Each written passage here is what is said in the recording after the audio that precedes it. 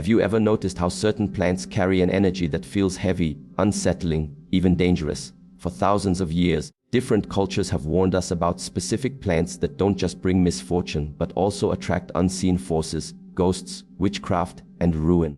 These are not just superstitions. Energy, both positive and negative, attaches itself to the living things we keep around us. And if we are unaware, we may be nurturing our own destruction without even realizing it. Today, let us uncover the 7 unlucky plants that must never be grown if we want to protect our homes, our health, and our spirit. When we look at the natural world, it becomes clear that everything carries a vibration. Just as a piece of music can lift your spirit or make you feel heavy and restless, the plants we keep around us radiate their own subtle energy.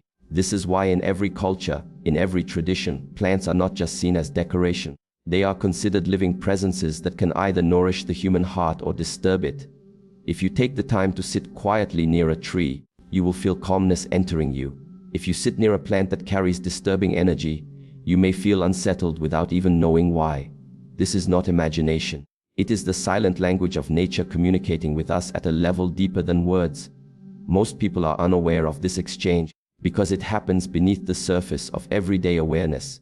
Yet if you pay attention, you will realize that certain plants brighten a room, while others cast a shadow that you cannot explain logically.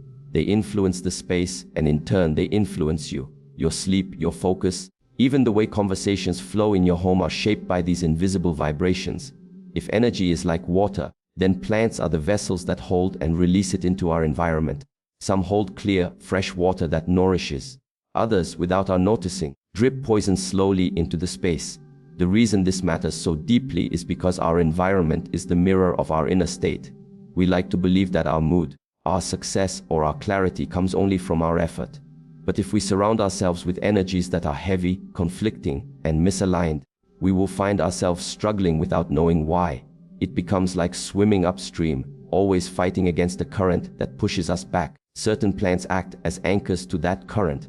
They are not just physical objects in the room. They are conductors of energy that can block harmony and invite disorder. Think about how you feel when you enter a garden full of flowers in bloom. Instantly, the body feels lighter, the mind clears, and even your breathing slows down.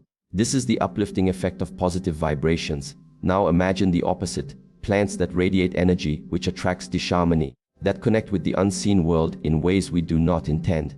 Keeping them close to us is like opening a door without realizing what we are letting inside. It is not only about superstition, but about understanding the subtle exchanges of energy that shape the atmosphere of our lives. When you begin to see plants not only as green ornaments but as vessels of vibration, you start to recognize why choosing the right ones is so important. By being mindful of which energies we allow into our home, we are also choosing the kind of energy that flows through our lives.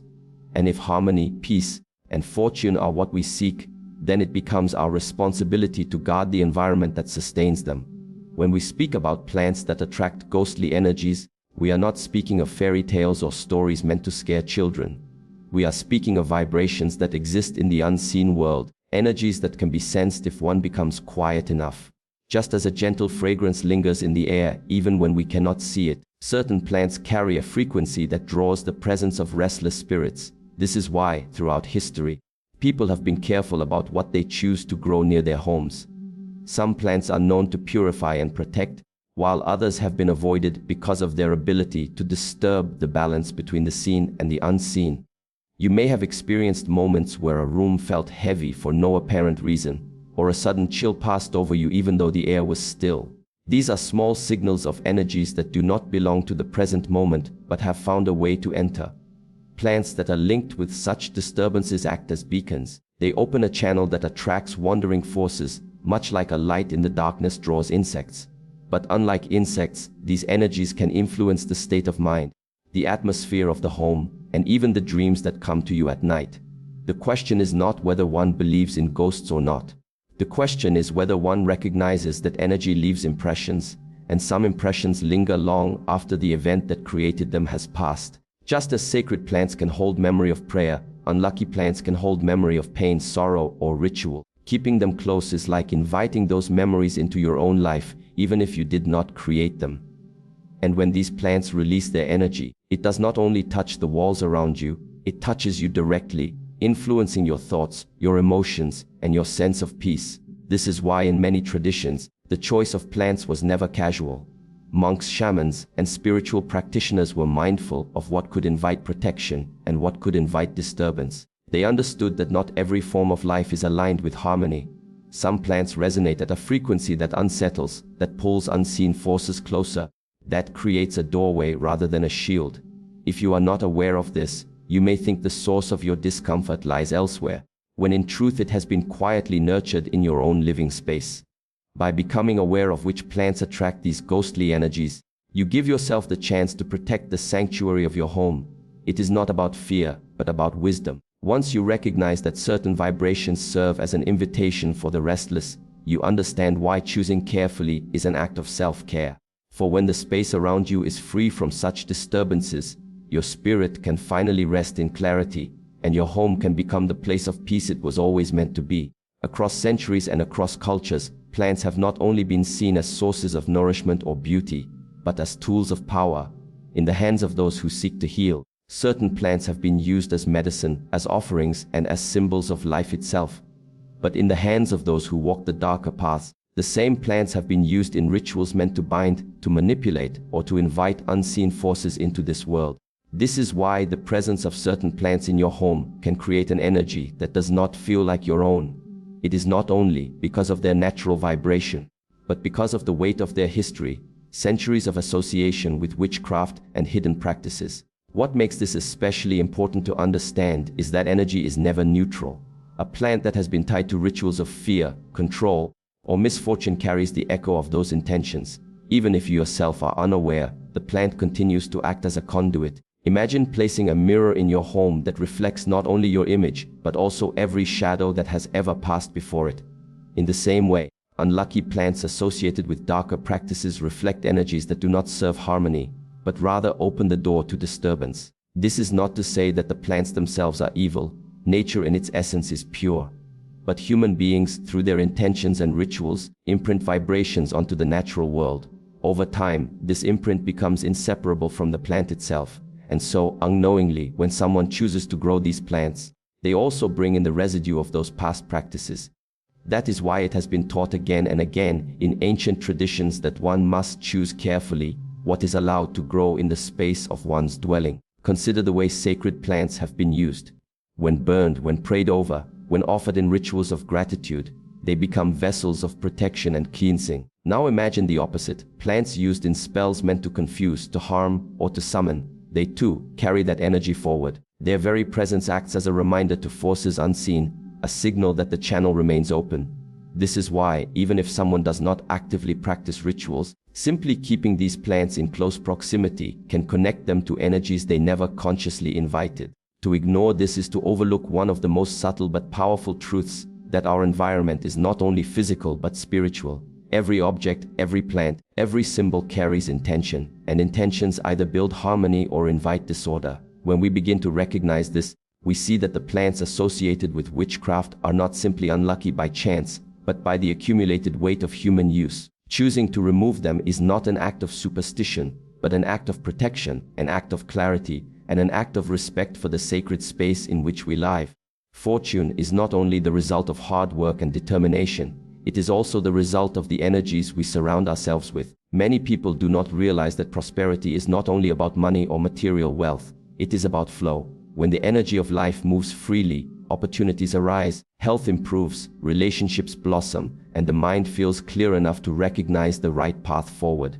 But when this flow is blocked, even the most sincere efforts can feel like they fall short, as if something invisible is always standing in the way. Plants that carry unlucky vibrations are often the quiet culprits behind such stagnation, and without realizing it, people nurture their own obstacles simply by keeping them near.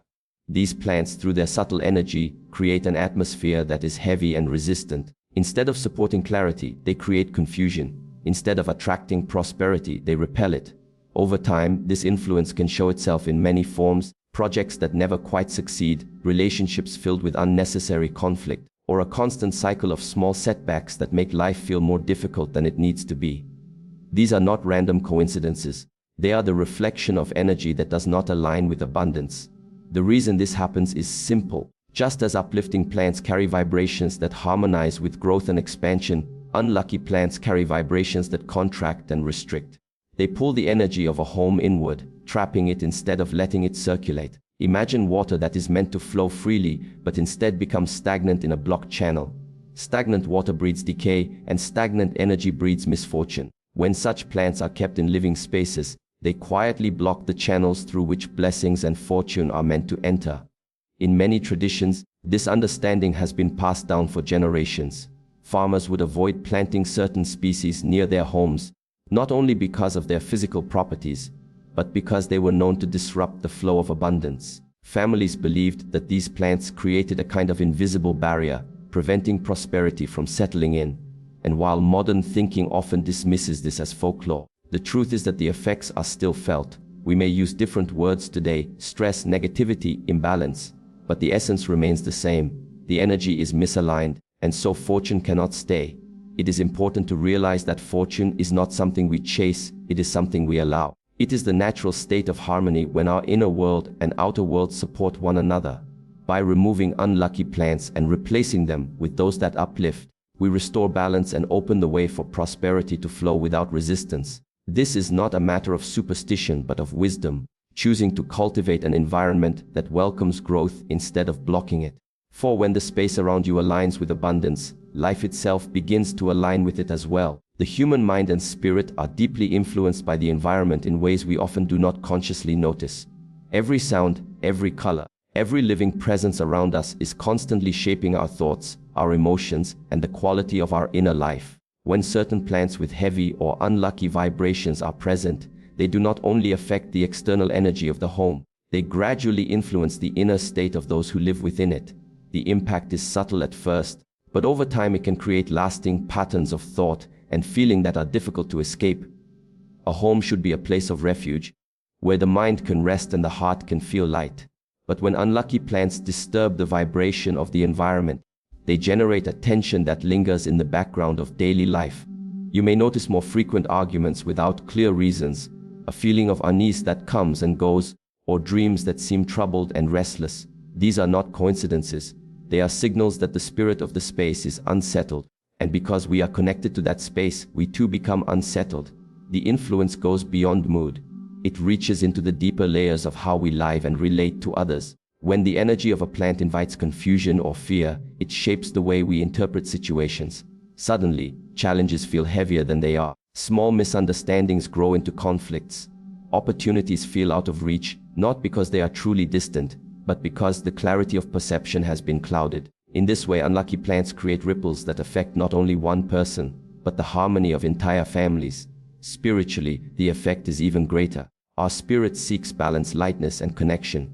Yet, when the energy around us resonates with sorrow, conflict, or stagnation, our spirit begins to mirror these same qualities. It becomes harder to find focus during meditation or prayer. Gratitude and joy feel like distant emotions, and even the will to grow becomes weakened. Many people, without realizing why, feel stuck in repetitive cycles of sadness or frustration simply because the vibration of their home is reinforcing those very patterns. This is why awareness is so important. When we understand that the environment is not passive but active in shaping us, we become more careful about what we allow into it. The plants we nurture are not only decorations for the eye, but companions for the spirit. Choosing the wrong ones invites psychological and spiritual heaviness that slowly erodes our sense of peace.